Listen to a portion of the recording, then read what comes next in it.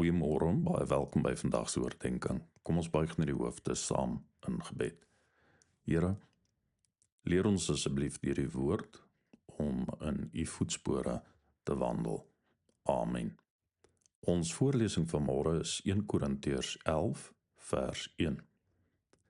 Volg my voorbeeld, soos ek die voorbeeld van Christus volg.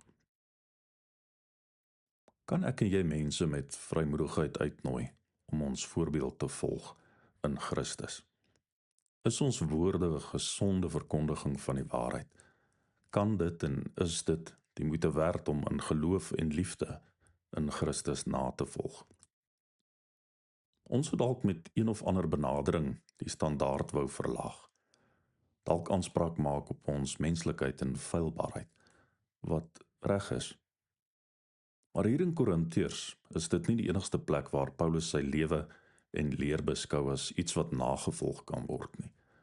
In Filippense sê hy, en wat julle van my geleer en ontvang het, en gehoor en gesien het, dit moet julle doen, en God wat vrede gee, sal by julle wees. Hy sê ook vir Timoteus, neem die woorde wat jy van my gehoor het, as voorbeeld van gesonde verkondiging, en volg dit na in die geloof en liefde wat ons in Christus Jesus het. As volwasse gelowiges moet ons elkeen besef dat ons as voorbeeld en as mentors praat en optree.